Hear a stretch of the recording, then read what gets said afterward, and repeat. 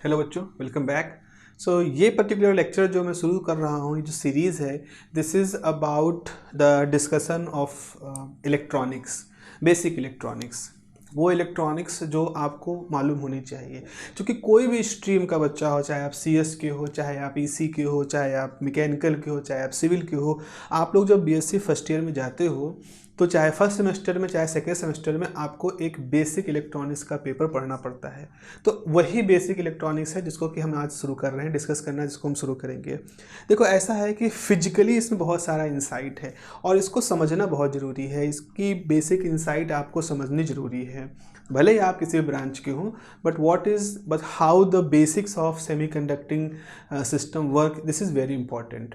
तो हम शुरू से शुरू करते हैं, बिल्कुल जीरो, ग्राउंड जीरो से, ये मान करके कि you don't know anything about the semiconductor. और फिर तो एन टाइप, पी टाइप तो बहुत आगे की बात हो गई है। तो सबसे पहले तो हमें समझना होता है सेमीकंडक्टर्स क्या होते हैं। सबसे पहले आप समझिए सेमी कंडक्टर्स क्या होते हैं, what are the semiconductors. जैसा कि नाम है, ये सेमाई कंडक्टर्स इसको प्रोनाउंशिएट करते हैं अमेरिकन में। तो कंडक्टर्स जो होते हैं उनका नॉट प्योर कंडक्टर ऐसे कह सकते हो, अर्धचालक, मतलब न पूरी तरह से चालक न पूरी तरह से कुचालक। अब अगर यहाँ पर हम समझना शुरू कर दें तो हमें कुछ और बेसिक चीज़ें समझनी पड़ेंगी कि हम मटेरियल्स को बांटते किस आधार पर हैं। अगर हम कहते हैं हमारे पास मटेरियल तरह तरह के होते हैं, तो वो तरह तरह के किस आधार पे होते हैं? वजन के हिसाब से होते हैं, छूने में पिलपिले दिखते हैं, या छूने में सख्त होते हैं, या छूने में ठंडे होते हैं, गर्म होते हैं, कैसे, किस आधार पर आप बांटते हो मटेरियल को? तो मटेरियल को बांटने का जो तरीका होता है वो एक होता है कंडक्टिविटी का। हम इलेक्ट्रिकल प्रॉपर्टी की बात करें तो कंडक्टिविटी का सीधा सा मतलब ये है कि अगर हम उस मटेरियल का एक तार बनाएं, जैसे मान लीजिए हमने मटेरियल का एक तार बनाया और उस तार के दोनों सिरों पर हमने कोई बैटरी लगा दी। ठीक है, आपने कोई बैटरी लगा दी, बैटरी का प्लस सिरा है या माइनस सिरा है। हम असल में ओम के नियम को, ओम के द्वारा किए गए एक्सपेरिमेंट को एक तरह से हम कर रहे हैं। तो जो बैटरी है, बैटरी में क्या होता है कि जो इलेक्ट्रॉन होते हैं वो नेगेटिव प्लेट से निकल करके पॉजिटिव प्लेट की तरफ आते हैं, या कह दो करंट जो है वो इस तरह से फ्लो करती है, प्लस प्लेट से माइनस प्लेट की तरफ करंट फ्लो करती है। तो जब करंट मतलब जो फ्लो ऑफ इलेक्ट्रॉन यहाँ होगा तो रास्ते में इनके ये एक मटेरियल आ गया जिसका आपने तार बनाया है। अब अगर ये मटेरियल इस बैटरी के इलेक्ट्रॉनों को, जो यहाँ से बैटरी के इलेक्ट्रॉन जा रहे हैं, इनको आगे बढ़ने का रास्ता देगा तो ही ये इलेक्ट्रॉन आगे बढ़ पाएंगे और हम कहेंगे हमारा सर्किट पूरा हो रहा है। तो असल में क्या होगा, होता क्या है कि जैसे ये जो मटेरियल है, मान लो ये मटेरियल भी इलेक्ट्रॉनों से भरा हुआ है, ये मटेरियल इलेक्ट्रॉनों से भरा हुआ है। अगर मटेरियल इलेक्ट्रॉनों से भरा हुआ है तो क्या होगा, जैसे बैटरी से एक इलेक्ट्रॉन इधर आएगा वैसे ही यहाँ से एक इलेक्ट्रॉन इधर शिफ्ट हो जाएगा। ऐसे बैटरी फिर ताकत लगाएगी, एक इलेक्ट्रॉन और अंदर भेजेगी तो यहाँ से एक इलेक्ट्रॉन और आगे खिसक जाएगा। तो बैटरी जो ताकत लगाती है, जिस ताकत को लगा करके वो अपनी प्लेट से इलेक्ट्रॉनों को इस मटेरियल के अंदर ढकेलती है, उसे हम बैटरी का इलेक्ट्रोमोटिव फोर्स कहते हैं। इलेक्ट्रोमोटिव फोर्स, तो बैटरी के अंदर इलेक्ट्रोमोटिव फोर्स ज़्यादा है या उसका पोटेंशियल ज़्यादा है तो क्या होगा, बैटरी की नेगेटिव प्लेट अपने से इलेक्ट्रॉनों को धक्का दे रही होगी और वो इलेक्ट्रॉन इस मटेरियल के अंदर से इस तरह से इलेक्ट्रॉनों को फ्लो कराएंगे। लेकिन ये ऐसा तब हो पाएगा जब हम ये कह रहे हैं कि ये इलेक्ट्रॉन से भरा हुआ मीडियम है, यानी इस मीडियम के अंदर ऑलरेडी बहुत सारे फ्री इलेक्ट्रॉन थे जो कि अगर आगे खिसक भी जाएं या कुछ जुड़ भी जाएं तो कोई फ़र्क नहीं पड़ेगा। तो आप देख रहे हो इस कंडक्टर में जितने इलेक्ट्रॉन अंदर जा रहे हैं उतने ही बाहर निकल रहे हैं।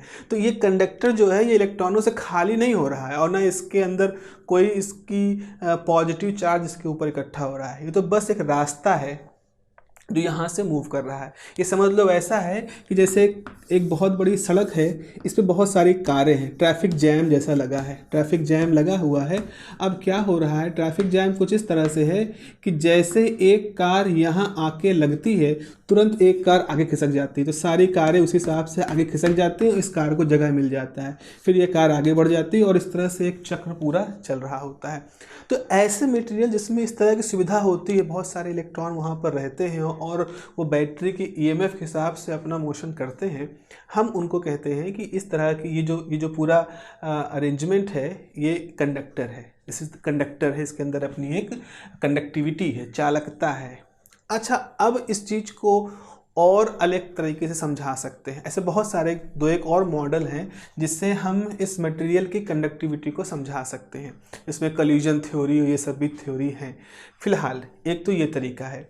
दूसरा तरीका क्या हो सकता है, मान लो एक ऐसा मटेरियल है जिसके अंदर कहीं कहीं थोड़े बहुत इलेक्ट्रॉन हैं नहीं के बराबर है। ऐसी स्थिति में ये बैटरी अपने इलेक्ट्रॉनों को यहाँ से झोंक तो रही है, इलेक्ट्रोमोटिव फोर्स से उसको भेज तो रही है, लेकिन ये कहाँ जाएंगे, यहाँ तो कुछ है ही नहीं, ऐसे इलेक्ट्रॉन तो है ही नहीं जो कि इन इलेक्ट्रॉनों के साथ अपने आप को शिफ्ट करा के कुछ अपना काम कर सके। तो ये मटेरियल जो होते हैं वो इस बैटरी से आने वाले इलेक्ट्रॉनों को उस तरह की सुविधा नहीं दे पाते जैसे इससे पहले वाले मटेरियल दे रहे थे। तो इससे पहले वाले मटेरियल जो इलेक्ट्रॉनों से भरे थे उनको हम क्या नाम देते हैं, उनको हम नाम देते हैं कंडक्टर्स। इसलिए चूंकि वो बैटरी की ईएमएफ के हिसाब से कंडक्टिविटी की सुविधा, मतलब ये जो शिफ्टिंग हो रही थी इलेक्ट्रॉनों की, इसको वो फैसिलिटेट करते हैं, इसको वो सपोर्ट करते हैं, इसलिए उनको कंडक्टर कहते हैं। ये मटेरियल जो है जो कि जिनके अंदर इलेक्ट्रॉनों की संख्या बहुत कम है और कोई तरीका भी नहीं इनको बढ़ाने का, हम कुछ करके इनको बढ़ा भी नहीं सकते, प्लास्टिक है, रबड़ है, उसमें ऐसा होता है। तो ऐसे मटेरियल को हम नाम देते हैं इंसुलेटर्स। ठीक है, तो कंडक्टर जिसमें हमेशा भरे होते हैं इलेक्ट्रॉन, खूब सारे हैं, बैटरी लगाओ एकदम तुरंत फ्लो होना शुरू हो जाए। और एक वो है जिसमें कि है ही नहीं, सूखा पड़ा हुआ है। अब इन दोनों के बीच की स्थिति आती है, इन दोनों के बीच की स्थिति आती है सेमीकंडक्टर्स की। अभी ये क्या चीज़ है, सेमीकंडक्टर्स क्यों सेमी है? सेमीकंडक्टर्स मटेरियल ऐसे होते हैं जिनमें इलेक्ट्रॉनों की संख्या को बढ़ाया घटाया जा सकता है।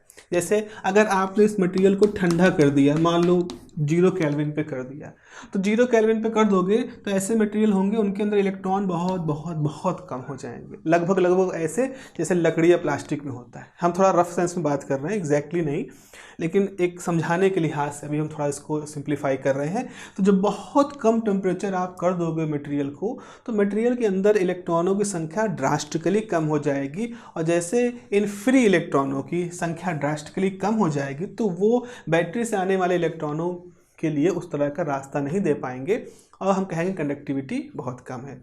लेकिन जैसे ही आपने इसको गर्म करना शुरू किया, मटेरियल को गर्म कर दिया, मान लो 300 केल्विन हो गया, 300 केल्विन पे कर दिया, तो 300 केल्विन पे क्या होता है, इस मटेरियल के अंदर पर्याप्त मात्रा में इलेक्ट्रॉन आ गए।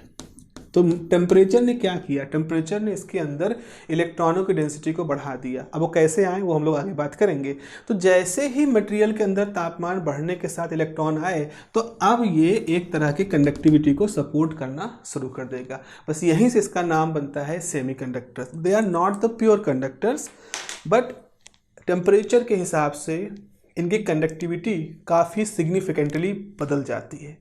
तो बहुत कम टेम्परेचर पर सेमीकंडक्टर किसकी तरह दिखते हैं, इंसुलेटर की तरह से, और एक हायर टेम्परेचर पर ये किसकी तरह से दिखते हैं, कंडक्टर पर। तो अगर आपने टेम्परेचर बहुत कम और बहुत ज़्यादा नहीं रखा है, उसके बीच में कुछ रखा है, तो ये अपनी एक खुद की कंडक्टिविटी के साथ रहते हैं। इसीलिए इनको हम not pure conductor, not pure insulator कहते हैं। They are the semiconductor या सेमी कंडक्टर। तो इस तरह से कंडक्टिविटी के आधार पर हम सेमी कंडक्टर्स को बांटते हैं। एक तो ये तरीका हो गया। दूसरा है 1930 आते आते एक थ्योरी डेवलप हुई थी जिसको कि हम कहते हैं बैंड थ्योरी, जिसके बारे में आपने थोड़ा बहुत पढ़ा होगा, सुना होगा किताबों में। तो बैंड थ्योरी क्या कहती है, बैंड थ्योरी एक एडवांस मॉडल है। मतलब बैंड थ्योरी जो है वो एक ऐसा मॉडल है जो हम सेमीकंडक्टर्स के ऊपर अप्लाई करते हैं, और ताकि हम समझ सकें कि सेमीकंडक्टर के अंदर क्या हो रहा है थोड़ा और माइक्रो लेवल पर। तो इस थ्योरी के हिसाब से हम ये कहते हैं कि वो सारे इलेक्ट्रॉन जो अभी अपने बाहरी ऑर्बिट में है, अभी अपने अपने एटमों के बाहरी ऑर्बिट में है, अगर उनकी एनर्जी को ले करके हम सारी एनर्जी लेवल बनाएं तो वो एनर्जी लेवल जो होगी वो इस तरह से एक पट्टी के रूप में हमारे सामने आएगी, जिसको कि हम बैंड कहेंगे। और कैसे इलेक्ट्रॉनों की हम बात कर रहे हैं, वैलेंस इलेक्ट्रॉनों की जो बाहरी ऑर्बिट में है। तो ऐसे बैंड को हम वैलेंस बैंड कहेंगे। Valence band.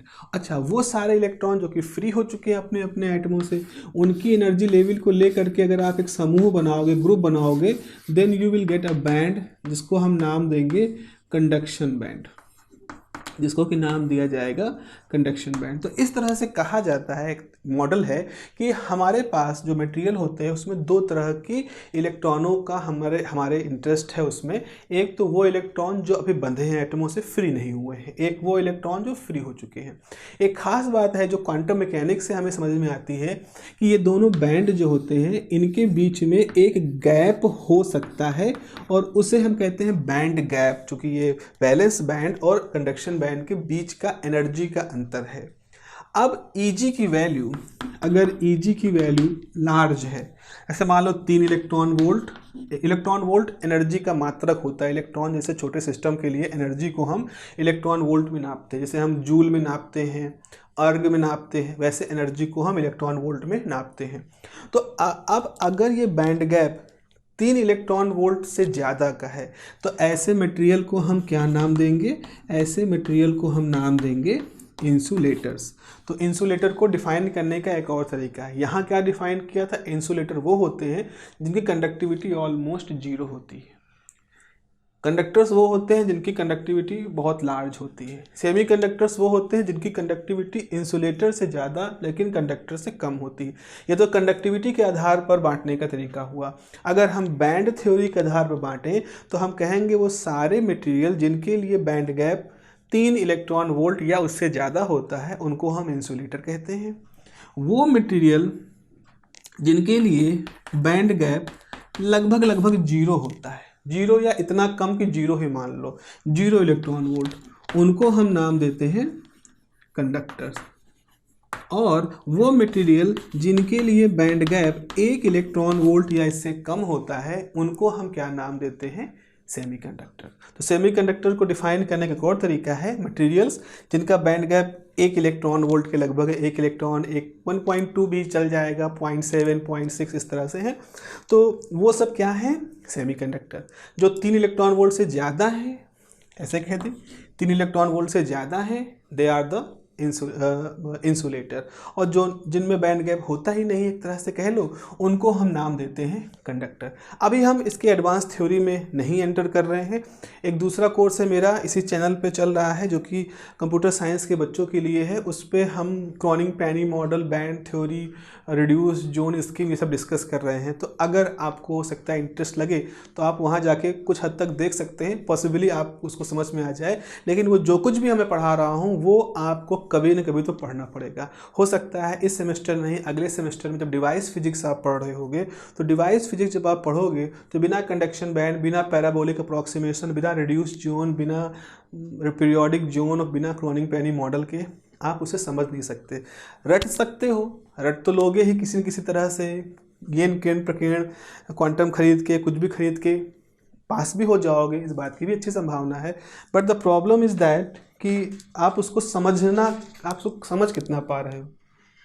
तो समझने के लिहाज से अगर कहें तो वहाँ पर आपको वो सारी चीज़ें समझनी पड़ेंगी, उनको देखना पड़ेगा। खैर, ये हो गया हमारा कंडक्शन बैंड, वैलेंस बैंड और इन सब की बातचीत, जिसके आधार पर हम सेमीकंडक्टर्स को डिफाइन करते हैं। ओके, अब हम आते हैं सेमीकंडक्टर्स के बारे में कि सेमीकंडक्टर कहाँ मटेरियल है। तो पीरियोडिक टेबल में आप जानते हो जितने मटेरियल हम लोग जानते हैं, जितने मटेरियल की हमने खोज की है, वो सारे मटेरियल्स जो हैं वो अपने अपने इंट्रिंसिक फॉर्म में, अपने नेचुरल फॉर्म में पीरियोडिक टेबल में रहते हैं। तो पीरियोडिक टेबल में जो 4th कॉलम है, 4th कॉलम होने का मतलब ये है कि इसके अंदर वही सारे एलिमेंट होंगे जिनकी आउटर मोस्ट ऑर्बिट में क्या होगा? 4 इलेक्ट्रॉन होंगे। तो अगर एटमों की आउटर मोस्ट ऑर्बिट में 4 इलेक्ट्रॉन हैं तो वो 4th कॉलम में सजे हुए होते हैं। इसमें कार्बन है, सिलिकॉन है, जर्मेनियम है, इंडियम है, स्ट्रॉन्सियम है, लेड, ये सब रहते हैं इसके अंदर। कार्बन जो होता है, इसका जो बैंड डायग्राम होता है, जो बैंड गैप होता है, वो करीब करीब 5 इलेक्ट्रॉन वोल्ट होता है। तो इसीलिए इसको हम सेमीकंडक्टर की कैटेगरी में सीधे तौर पे शामिल नहीं कर पाते हैं। बाकी सिलिका है, जर्मेनियम है, ये सब ऐसे एलिमेंट हैं जो कि बैंड गैप वही 1 से कम होता है, तो ये वहाँ पर आ जाते हैं। स्ट्रॉन्सियम है, लेड है, उनके लिए बैंड गैप बहुत कम होता है, तो वो थोड़ा सा कंडक्टिंग प्रॉपर्टी की रेंज में आते हैं। तो पीरियोडिक टेबल के 4th कॉलम में ये 2 सदस्य जो हैं सिलिका और जर्मेनियम, ये हमारे लिए सबसे अच्छे कैंडिडेट हैं एज अ सेमीकंडक्टर। तो हम इनमें से किसी का भी यूज कर सकते हैं। सिलिका जो है वो ज़्यादा यूज होता है क्योंकि सिलिका को एक्सट्रैक्ट करने के लिए, हमें ज़मीन से सिलिका को प्राप्त करने के लिए, उसको शुद्ध करने के तरीके, उसको मेटलर्जिकल प्रोसेस से रिफाइन करने के तरीके हमने खोज लिए हैं। सस्ता भी होता है और भी बहुत सारी ड्यूरेबिलिटी के भी इशू होते हैं। तो इस वजह से सिलिकॉन जो है वो सबसे ज़्यादा, सिलिका और जर्मेनियम में सिलिकॉन जो है वो सबसे ज़्यादा यूजफुल सेमीकंडक्टर मटेरियल की तरह से हमारे सामने है। इतना हमने सेमीकंडक्टर को यूज किया सिलिका को कि अमेरिका में एक जगह है जिसको सिलिकॉन वैली कहते थे। सिलिकॉन वैली इसलिए कहते थे क्योंकि वहाँ कंप्यूटर्स पे बेस्ड सारी कंपनियों का हब था। माइक्रोसॉफ्ट, IBM सब वहीं पर ही एक तरह से डेवलप हुई थी। तो वो पूरा इलाका था वो कंप्यूटर बेस्ड कंपनियों का था, हार्डवेयर सॉफ्टवेयर सब कुछ वहाँ पर मेनली हब था। तो चूँकि वो सब सेमीकंडक्टिंग इंडस्ट्री के इर्द गिर्द ही अपना बिजनेस कर रहे थे, तो इसीलिए उस पूरे घाटी को, उस पूरी जगह को सिलिकॉन वैली कहा गया। Silicon Valley is a kind of metaphoric एक तरह से शब्द है जो ये दिखाता है कि सेमीकंडक्टर कितना ज़्यादा वहाँ पर यूज हो रहा था डिफरेंट कमर्शियल पर्पसेस में। तो सिलिका का हम इस्तेमाल करते हैं। अब जब हम सिलिका का इस्तेमाल करते हैं एज ए सेमीकंडक्टर, तो हम एक चीज़ पाते हैं कि चूँकि ये कार्बन के साथ रहने वाले सारे एलिमेंट हैं, कार्बन, सिलिका, जर्मेनियम सब है, तो इसका मतलब है इनकी केमिकल प्रॉपर्टी कार्बन जैसी ही होती है। कार्बन की सबसे बड़ी प्रॉपर्टी क्या है? क्यों हमारे जीवन का आधार कार्बन है? ऑर्गेनिक केमिस्ट्री क्यों हमारे जीवन का आधार है? हमें मालूम है, बेसिक केमिस्ट्री हमने पढ़ी है कि हमारे शरीर के अंदर बहुत सारी ऐसी केमिकल रिएक्शंस होती हैं जो ऑर्गेनिक कंपाउंड की बेसिस पर ही चल रही, चाहे वो कार्बोहाइड्रेट्स जुड़ी हुई हो, चाहे वो डिफरेंट टाइप की और भी रिएक्शंस मैकेनिज्म हो रही हो। तो कार्बन जो है उनका एक मूल आधार है, इसीलिए कार्बनिक रसायन, ऑर्गेनिक केमिस्ट्री हम लोग पढ़ते हैं। क्यों कार्बन इतना फ्रूटफुल है, कितना इम्पॉर्टेंट है? बिकॉज कार्बन के आउटर मोस्ट ऑर्बिट में 4 इलेक्ट्रॉन होते हैं और कार्बन अपना ऑक्टेन पूरा करने के लिए अगल बगल के पड़ोसी, मान लो कार्बन के एटम है, तो उनसे 1 इलेक्ट्रॉन का साझेदारी करता है। तो ये क्या करता है, ये अपने पड़ोसी कार्बन के साथ, अगर कार्बन पड़ोस में है या कोई भी एलिमेंट है, तो मोस्टली वो क्या करता है, कार्बन उनके साथ साझेदारी करता है, कोवैलेंट बॉन्ड बनाता है। और ये बहुत इंपॉर्टेंट रिएक्शन है। अगर 3 डायमेंशन में देखें तो कार्बन जो होता है वो अपने पड़ोसियों के साथ जब इसके ऑर्बिटल्स ऑक्यूपाई करते हैं तो ये एक टेट्राहेड्रल स्ट्रक्चर बनाता है। तो कार्बन का टेट्राहेड्रल स्ट्रक्चर बनाना या कार्बन का 4 बॉन्ड बनाने की जो टेंडेंसी है, ये एक बहुत ही खास गुण है कार्बन का, और ना केवल कार्बन का बल्कि सिलिका जर्मेनियम का। अब आप देखो 4th कॉलम जो है हमारे पीरियोडिक टेबल का, ये हमारे जीवन का आधार है आज की डेट में। क्यों आधार है? क्योंकि सबसे पहले तो वहाँ कार्बन है। कार्बन, ऑर्गेनिक केमिस्ट्री, पूरी ऑर्गेनिज्म जो है हमारे शरीर का सब उसी के हिसाब से काम चल रहा है। और उसके बाद हम जिंदा हैं चूँकि कार्बन है और कार्बन के पास 4 बॉन्ड बनाने की क्षमता है। फिर हमारे पास सिलिका है, हमारे पास जर्मेनियम है। इन सिलिका जर्मेनियम की वजह से हमारे पास इलेक्ट्रॉनिक्स है ना, और उस इलेक्ट्रॉनिक के वजह से हमारे पास मोबाइल फ़ोन है, हमारे पास लैपटॉप है, हमारे पास कंप्यूटर है, हमारे पास ये पूरा जो कुछ हम आज की दुनिया में देख रहे हैं वो सब है। तो हम 24 घंटे मोबाइल फ़ोन का यूज कर पा रहे हैं बिकॉज सिलिका है। कई लोगों की ज़िंदगी यही इसी पे चल रही है। कितने लोगों का बिजनेस इसी मोबाइल फ़ोन पे चल रहा है। कितनी दुनिया की मतलब पूरी दुनिया की इकोनॉमिक्स इसी तरह के ई कॉमर्स इन सब पे डेवलप हो रही है। तो आज हमारे जीवन में जो सुविधाएं देख रहे हैं, हम लोग देखते हैं, चाहे हम घर बैठे टिकट बुक कर रहे हैं, चाहे घर बैठे खाना ऑर्डर कर रहे हैं, चाहे घर बैठे हम तमाम तरह के बिजनेस रन कर रहे हैं। पूरे कोरोना काल में हम सब ने जो ऑनलाइन टीचिंग की है या आपने ऑनलाइन लर्निंग की है, जो भी कुछ है, इस सब का आधार था ये इलेक्ट्रॉनिक्स, और जो है सिलिका और जर्मेनियम पे एक तरह से हम कह सकते हैं इनकी डिपेंडेंसी है। तो आप समझ सकते हो ये सारे एलिमेंट हमारी लाइफ के लिए एक तरह के बेसिक हैं, आधार स्तंभ हैं। ना होते, हम सोचें इसमें से ये ना होते या हमारे पास इनकी जानकारी इस तरह ना होती, तो हो सकता है हमारी इलेक्ट्रॉनिक्स इतनी सफल आज की डेट में ना होती और हमारे पास ये डिवाइस भी बहुत ही सोफिस्टिकेटेड, बड़े ही खर्चीले, बहुत ही कम अफोर्डेबिलिटी के इशू के साथ होते, तो हमारे जीवन किसी और तरह का होता। इस तरह का तो ना होता जिस तरह का आज है। तो हम कह सकते हैं 4th कॉलम जो है पीरियोडिक टेबल का, वो हमारे लिए बहुत ज़रूरी है। ठीक है, ऑक्सीजन चाहिए हमें सांस लेने के लिए, लेकिन लोग भी कहेंगे कि सर जब फ़ोन ही नहीं रहता और फ़ोन ही ले लोगे हमसे तो ऑक्सीजन भी क्या होगा, हम तो वैसे मर जाएंगे, मरे समान लाश है, लाशों के लिए क्या, किस तरह का ज़िंदगी, बिना फ़ोन के जीवन कोई जीवन है। तो आते हैं हम अपने ओरिजिनल टॉपिक पर। तो अगर हम एक सेमीकंडक्टर ले रहे हैं, एक सेमीकंडक्टर ले रहे हैं, मान लो सेमीकंडक्टर में हम एक टुकड़ा ले रहे हैं, हमने एक टुकड़ा लिया किसका, सिलिका का, तो एक टुकड़ा है सिलिका का। अब सिलिका के सारे एटम हैं, जितने भी सर्किल हैं, ये क्या दिखा रहे हैं, ये सारे सर्किल जो है ये सिलिका का एटम है वो दिखा रहे हैं। तो ठीक है, हमने ये सारे सर्किल यहाँ पर बना दिए, ये सारे सर्किल सिलिका के हैं। हर सर्किल जो सिलिका का है उसके पास क्षमता क्या है कि वो अपने पड़ोस के सिलिका के साथ 4 बॉन्ड बना रहा है। ये जो छोड़ रहे हैं ये हम बता रहे हैं कि इसके आगे भी अगर सिलिका के एटम है तो उनके साथ भी इस तरह के बॉन्ड बन सकते हैं। तो हम हर सर्किल में सिलिका लिख नहीं रहे हैं, जस्ट हम इस तरह से कुछ चीज़ों को ड्रॉ कर दे रहे हैं। ये सारे बॉन्डिंग स्ट्रक्चर हैं, ठीक है, ये आप बना रहे हैं। It's very fun. पता नहीं जब से पढ़ा रहे हैं हम तो 1000-2000 भी बार तो बना ही रहे होंगे ये सब चीज़ें। तो ये हो गया, कुछ छूटा तो नहीं, कुछ छोटा छोटा छोटा छोटा छोटा, ओके। तो ये सारे बॉन्ड हैं। अच्छा, इसको क्या कहते हैं, इसको लुईस डायग्राम कहते हैं। ये जो हम बना रहे हैं इसको लुईस डायग्राम कहते हैं। अब यहाँ पे क्या हो रहा होगा, सिलिका है तो इसका एक इलेक्ट्रॉन यहाँ, एक इलेक्ट्रॉन यहाँ, एक इलेक्ट्रॉन यहाँ, एक यहाँ, इस तरह से इलेक्ट्रॉनों की क्या चल रही है, इलेक्ट्रॉनों की साझेदारी चल रही है। ये इलेक्ट्रॉनों की साझेदारी है। चलो ये भी बना देते हैं, एक एक इलेक्ट्रॉन, एक एक डॉट जो है वो इलेक्ट्रॉन है यहाँ पर बने हुए। ये है हमारे इलेक्ट्रॉन, इलेक्ट्रॉन लुईस डायग्राम है ये, जिसको आप जहाँ डॉट से इलेक्ट्रॉन बना देते हो और 2 लाइनों से बॉन्ड बना देते हो। ये कोई छूटा तो नहीं, नहीं। This is the whole crystal structure. एक क्रिस्टल है पूरा हमारा। इसमें हमने क्या कहा, हमने जितने भी सर्किल बनाए सब सिलिका के हैं, तो इसे कहते हैं ये सिलिका की प्यूरेस्ट स्टेट है, शुद्धतम अवस्था, या इसे कहेंगे intrinsic semi conductor, intrinsic semi conductor, शुद्धतम अवस्था। अच्छा, आप कहोगे सर शुद्धतम कैसे, शुद्ध कैसे हम, अच्छा अब बताओ शुद्ध और अशुद्ध की परिभाषा क्या है। हम कहते हैं कोई चीज़ शुद्ध है, what do you mean by pure.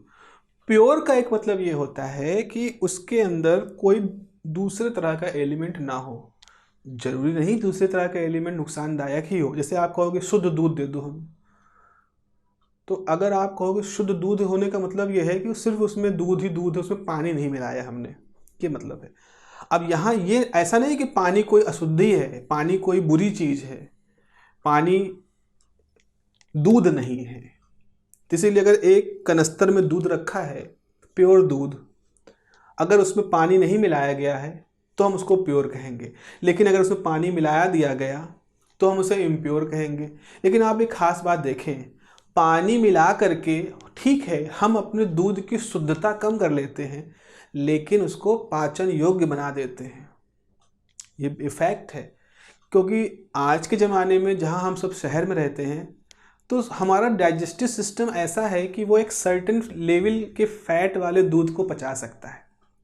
बचपन से हम ऐसा खाते पीते आए हैं, हमारा शरीर वैसा बन चुका है। हम पैकेट का दूध पीते आए हैं, या हम वैसे दूध पीते आए हैं जिसमें कि ऑलरेडी पानी मिला के लाया जाता था, वो सब कुछ है। या घर में पानी मिलाया जाता है, जब आप दूध गर्म करते हो तो पानी मिलाते हैं घर में लोग।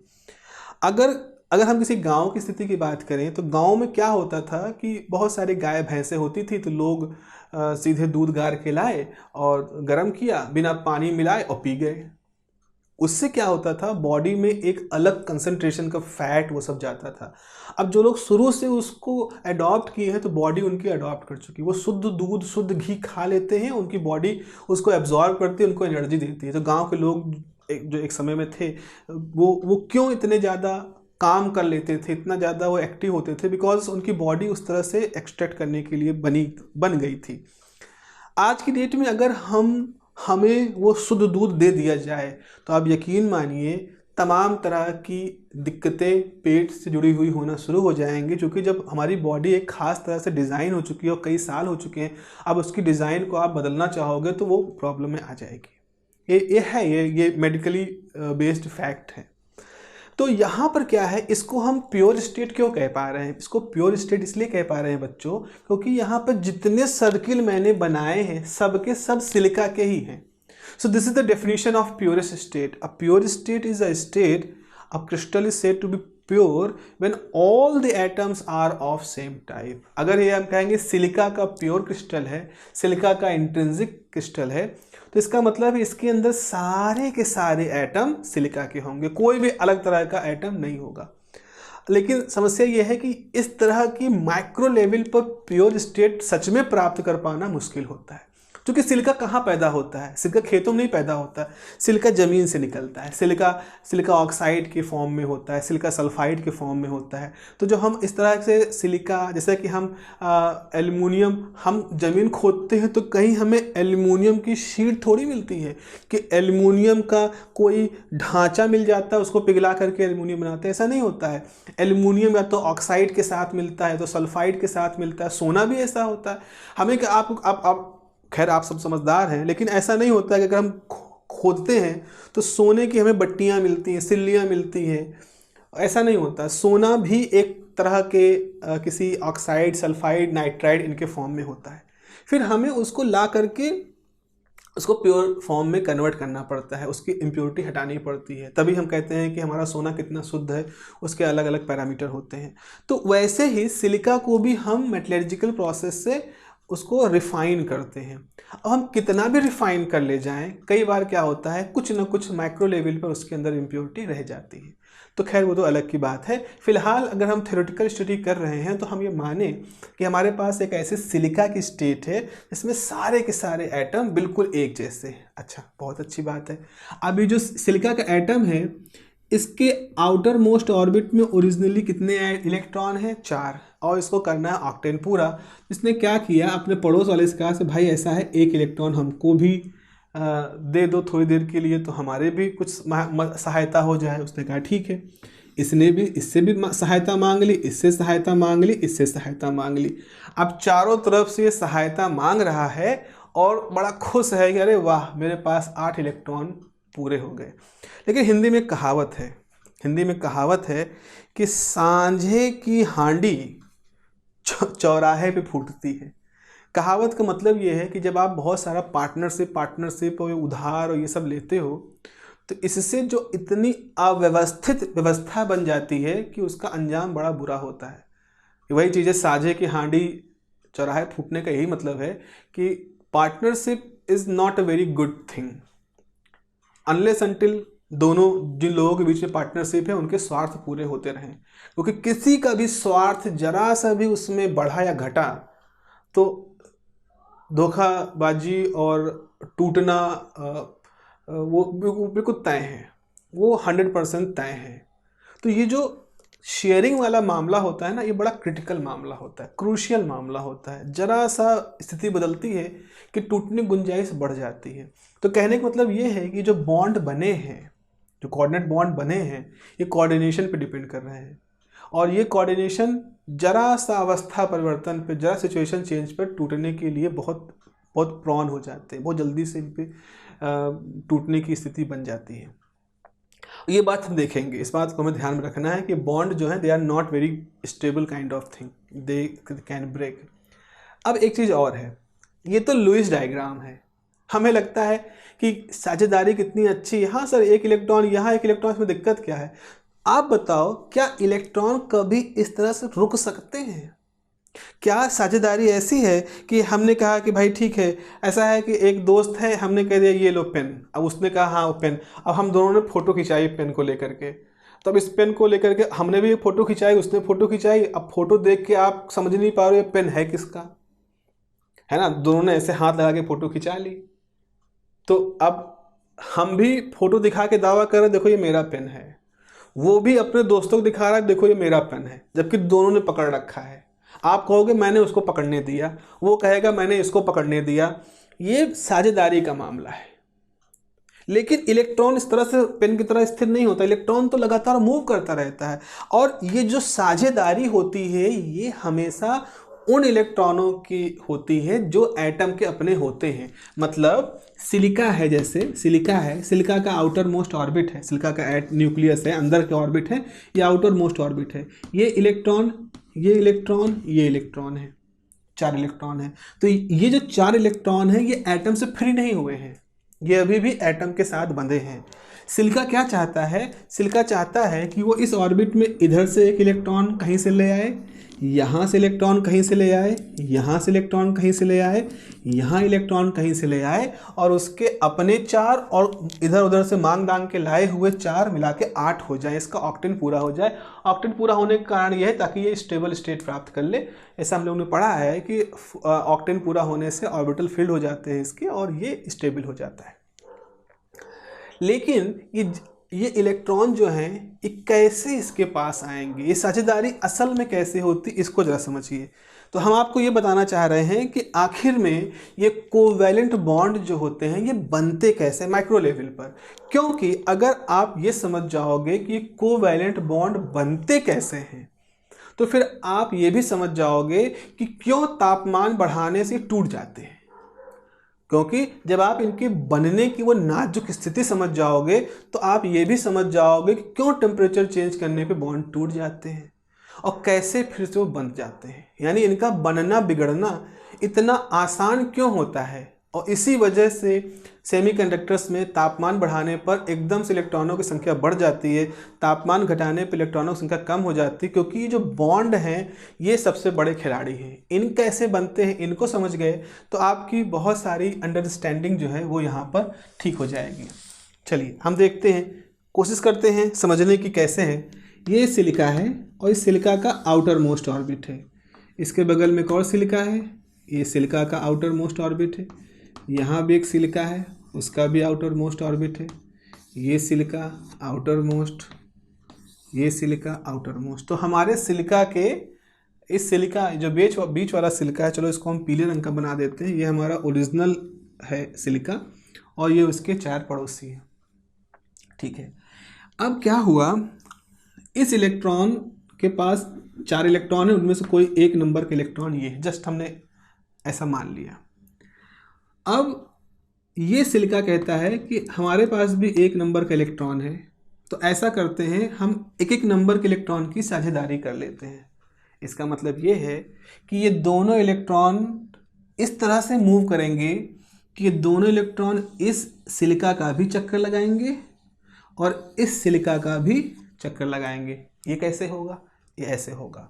होगा क्या कि जब ये पूरा स्पिन ऑर्बिट कपलिंग हो रही होगी क्वांटम मैकेनिकली, अगर मैं थोड़ा भाषा में बात करें तो ये दोनों इलेक्ट्रॉन कुछ इस तरह से हो जाएंगे और ये दोनों इलेक्ट्रॉन इस तरह के रास्ते पे चक्कर लगाएंगे। आप देखो, अब ये दोनों इलेक्ट्रॉन बहुत तेज़ी से चक्कर लगा रहे हैं दोनों सिलिका के, इतनी तेज़ी से लगा रहे हैं कि हम इनको जब देखने जाते हैं तो हम इसमें भी पाते हैं इतनी तेज़ी से यहाँ पहुँच गए, फिर यहाँ पहुँच गए, फिर यहाँ पहुँच गए, फिर यहाँ पहुँच गए।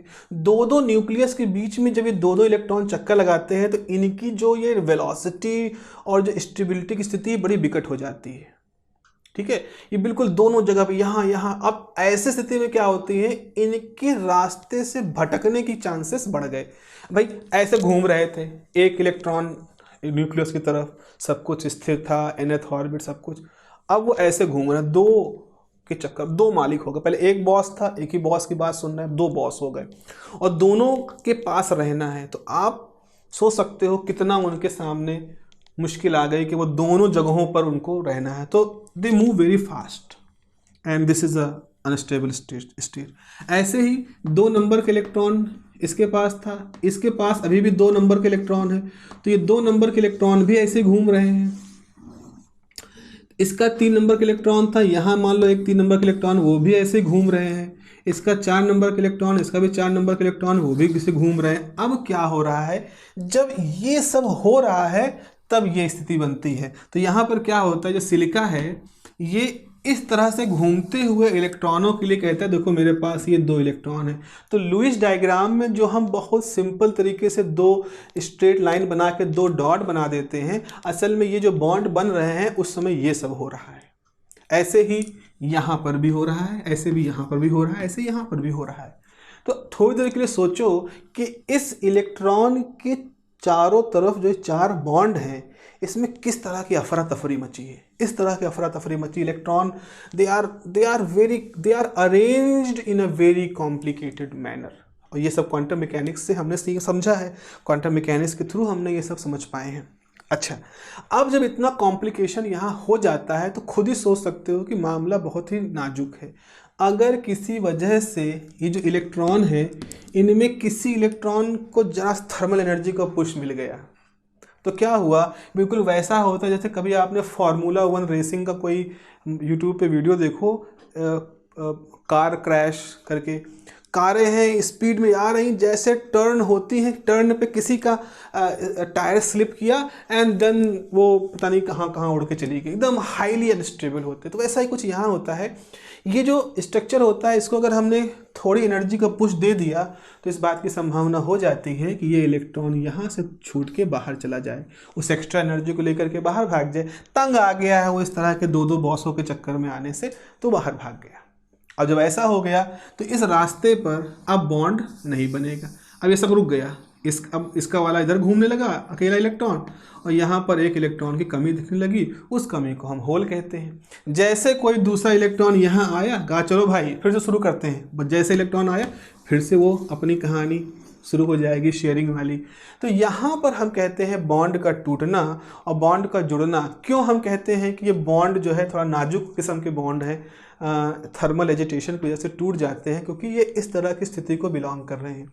तो इस तरह से जब क्या होगा, हमारे पास जब ये मटेरियल होता है तो इसमें सिलिका के बहुत सारे एटम हैं, बहुत सारे बॉन्ड हैं।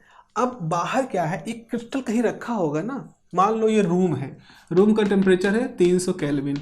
अब आपको लगता होगा तब 300 केल्विन तो बहुत ज़्यादा होता है, 300 केल्विन कह रहे हैं, 300 डिग्री सेंटीग्रेड नहीं कह रहे हैं। अगर डिग्री सेंटीग्रेड में कन्वर्ट करना है तो 300 में से 273 घटा दो तो 27 डिग्री सेंटीग्रेड होगा, जो हो सकता है कि एक नॉर्मल जिस दिन बारिश हो जाए मई में भी या अप्रैल में, से इसमें बारिश हुई है तो ठंडा मौसम हुआ तो आप देख सकते हो कमरे का तापमान 27 डिग्री है। तो room temperature this is called room temperature, क्योंकि इसको हम रूम टेम्परेचर इसलिए मान लेते हैं क्योंकि इसमें 273 जोड़ने 300 आ जाता है, कैलकुलेशन में आसानी हो जाती है।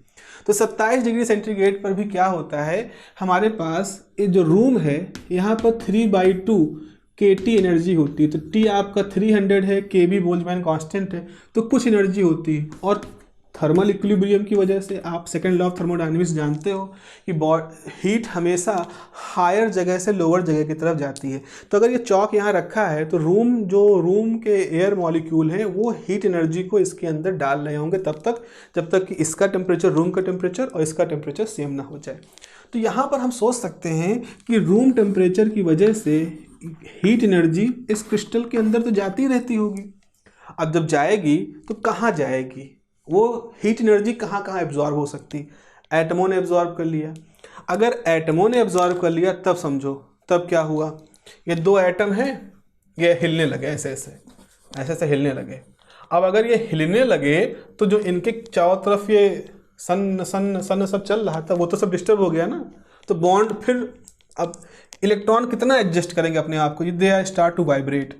तो इससे भी बॉन्ड जो होता है वो अनस्टेबल हो जाता है, या ये एनर्जी सीधे इलेक्ट्रॉनों ने एब्जॉर्ब कर ली, ये इन्हीं घूमते हुए इलेक्ट्रॉनों ने एब्जॉर्ब कर ली। कहा चलो भाई अब बस हो गया, बहुत हो गया, अब हम चलो चलते हैं अपना कुछ काम करते हैं, अब हम गुलामी नहीं करेंगे। एक तरह गुलामी ही तो है ये, पहले एक न्यूक्लियस के चक्कर लगा रहे थे, अब 2-2 के चक्कर लगा रहे हैं। तो गुलामी से आज़ादी, एनर्जी पाई, बाहर आज़ाद हो गए। ऐसा होता ना कि इसे आप फर्म में काम कर रहे हो and somehow you get some funding and you start नहीं अब हम नहीं करेंगे, अपना काम करेंगे, ठीक है। तो वैसा हो गया। तो जैसे ऐसा होगा तो ये क्या होगा, ये बॉन्ड टूट जाएगा। हम यहाँ नहीं दिखाएंगे, यहाँ से इलेक्ट्रॉन को हम 0 दिखा देंगे कि यहाँ से इलेक्ट्रॉन गायब हो गया है, इलेक्ट्रॉन इस तरह से बाहर घूम रहा है।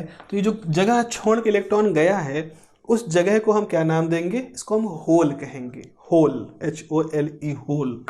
और जो बाहर घूम रहा है इलेक्ट्रॉन वो तो फिर इलेक्ट्रॉन है, कंडक्शन इलेक्ट्रॉन ही है, उसका तो कोई बात ही नहीं है। लेकिन एक खास बात देखो, जैसे बॉन्ड टूटा तो एक होल बना, एक इलेक्ट्रॉन बना।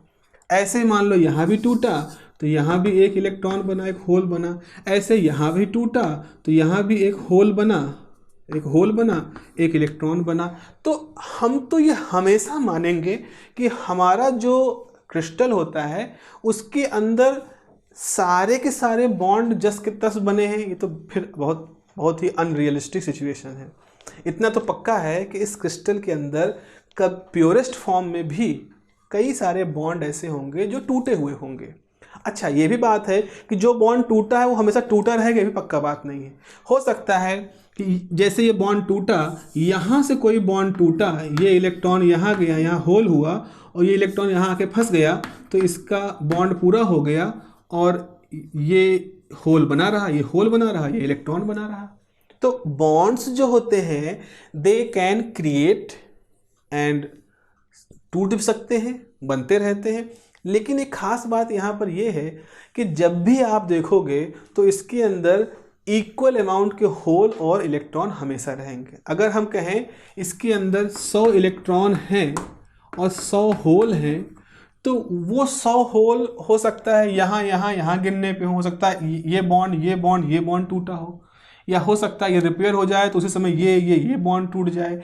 तो हमेशा इसके अंदर बॉन्ड के टूटने की कंडीशन ऐसी रहेगी कि 100 इलेक्ट्रॉन और 100 होल हमेशा रहेंगे, सेम अमाउंट के हमेशा रहेंगे। अब वो लोकेशन चेंज हो सकती, कभी यहाँ पे वो 75वां इलेक्ट्रॉन यहाँ था तो कभी 75वां इलेक्ट्रॉन यहाँ बनेगा। चूंकि इलेक्ट्रॉन तो आइडेंटिकल होते हैं, पहचान नहीं सकते। मेरे ख्याल से आप समझ पा रहे होंगे कि ये पूरी तरह से अनिश्चित प्रोबेबिलिस्टिक स्थिति है। कहाँ पे बॉन्ड टूटेंगे, वो इलेक्ट्रॉन होल कहाँ रहेंगे, पर रहेंगे क्रिस्टल के अंदर और उनकी संख्या हमेशा सेम रहेगी। तो इस आज के टॉपिक से आप ये सीख पा रहे हो कि जब हम एक इंट्रिंसिक सेमीकंडक्टर लेते हैं, एक प्योर सेमीकंडक्टर लेते हैं, तो उसके अंदर जो बॉन्ड बनते हैं वो बॉन्ड भी इलेक्ट्रॉनों की शेयरिंग से बनते हैं, नाजुक स्थिति के होते हैं। बाहर की थर्मल एनर्जी जैसी एक एनर्जी की प्रेजेंस में ही इनके बॉन्ड टूट सकते हैं और टूटते हैं, रियलिटी यही टूटते हैं। और उन टूट फूट की वजह से सेम अमाउंट के इलेक्ट्रॉन और सेम अमाउंट के होल हमेशा इस क्रिस्टल के अंदर प्रेजेंट रहते हैं। तो हम कहेंगे इंट्रिंसिक सेमीकंडक्टर एक ऐसी स्टेट है जिसमें इलेक्ट्रॉन होल होते हैं but they are always in the same amount. जितने इलेक्ट्रॉन जितने होल हैं they are always in the same amount, वो बढ़ते घटते नहीं हैं, हमेशा सेम रहेंगे। तो इस तरह से एक तरह की बैलेंस की कंडीशन, चार्ज बैलेंस की कंडीशन रहेगी। आप खुद ही सोचो, आप एक नेता हो मान लो, और आप एक ऐसी जगह पर रह रहे हो जहाँ पे 2 तरह के लोग रहते हैं और वो दोनों बहुत ही प्रेम से रहते हैं, बहुत ही बैलेंस के साथ रहते हैं। तो जब सब कुछ बैलेंस है, प्रेम है, हर तरह का अंडरस्टैंडिंग है, तो आपको अपनी राजनीतिक रोटियां सेकने का वहाँ पर मौका नहीं मिलेगा। तो आप क्या चाहोगे? आप चाहो किसी तरह से एक डिसबैलेंस क्रिएट कर दिया जाए, वो जो हर चीज़ बिल्कुल इक्विलिब्रियम में है, आइडियल है, सेम है। Let us change this. या तो आप होल की संख्या बढ़ाना शुरू कर दो, इलेक्ट्रॉन की संख्या बढ़ाना शुरू कर दो, होल को उतना रखो। तो जैसे ये बिल्कुल वैसा है कि अगर आपको कोई लाइन, ये लाइन को छोटा करना है तो आप इसके बगल में एक बड़ी लाइन खींच दो। तो वैसा ही कुछ है। हमने क्या किया, इलेक्ट्रॉन की संख्या बढ़ानी शुरू की, होल की संख्या फिक्स रखी। तो अब उस क्रिस्टल में क्या होंगे, इलेक्ट्रॉन संख्या में ज़्यादा हो जाएंगे। तो अब आप अपनी राजनीति उनके साथ करिए या आप राजनीति उनके साथ करिए जो संख्या में कम है। तो इस तरह से हर तरह के लोगों को मौका मिल जाएगा अपना काम करने का। भाई कुछ लोग मेजॉरिटी के साथ हो जाएंगे, कुछ लोग माइनॉरिटी के साथ हो जाएंगे, और चार्ज बैलेंस जैसे ही बिगड़ेगा वैसे ही you will get lots of opportunity इस पूरे सिस्टम के अंदर। अगर हम सोसाइटी की बात करें तो वहाँ भी हमें बहुत सारी अपॉर्चुनिटी दिखती हैं। और अगर हम क्रिस्टल के अंदर भी इलेक्ट्रॉन और होल की संख्या को डिसबैलेंस कर दें, जैसे इंट्रिंसिक में सेम होती है उससे कम ज़्यादा कर दें, तो हम भी यहाँ पर बहुत सारी अपॉर्चुनिटी देखते हैं। और उसी अपॉर्चुनिटी का नतीजा होता है कि हम इसी इंट्रिंसिक सेमीकंडक्टर में अशुद्धियाँ मिला करके या तो इलेक्ट्रॉनों की संख्या बढ़ा देते हैं, ऐसे सेमीकंडक्टर को हम एन टाइप का सेमीकंडक्टर कहते हैं, या हम होल की संख्या बढ़ा देते हैं इलेक्ट्रॉनों कंपैरिजन में, उसको हम पी टाइप का सेमीकंडक्टर कहते हैं। और ऐसा कह के हमने जो इसके अंदर इम्बैलेंस क्रिएट कर दिया है चार्ज का, उसकी वजह से इनके अंदर जो एक तरह का चार्ज ग्रेडियंट डेवलप हो जाता है। एक में इलेक्ट्रॉन ज़्यादा है, एक में होल ज़्यादा है। अब electron negative particle, hole positive particle है, तो दोनों में अवस्थाएं बन चुकी है। एक में इलेक्ट्रॉन्स ज़्यादा होने से एक तरह की स्थिति आ चुकी है, इसमें होल ज़्यादा होने से स्थिति आ चुकी है। जैसे हम इन दोनों को जोड़ेंगे, इधर का केमिकल पोटेंशियल इलेक्ट्रॉन का, इधर का केमिकल पोटेंशियल इलेक्ट्रॉन का डिफरेंट होने की वजह से एक नेचुरल फ्लो होना शुरू हो जाएगा इलेक्ट्रॉनों का या होल का, दोनों का, डिफ्यूजन के थ्रू। और उसकी वजह से हम एक सिस्टम क्रिएट कर लेंगे जिसको कि हम पीएन जंक्शन कहेंगे। तो आने वाले समय में हम लोग बात करेंगे कि जब हमारे पास इंट्रिंसिक सेमीकंडक्टर होता है, उसमें जब हम इम्प्योरिटी मिला लेते हैं तो आगे क्या होता है और उसकी वजह से किस तरह की सिचुएशंस क्रिएट होती हैं, और फिर उसका हम कैसे यूज करते हैं पीएन जंक्शन और बाकी आगे जंक्शन डायोड और वो सब कुछ क्रिएट करने में। ठीक है, तो वो सब सारी चीज़ें हम लोग आने वाले क्लासेस में डिस्कस करेंगे। Okay, have a nice day, take care, bye bye.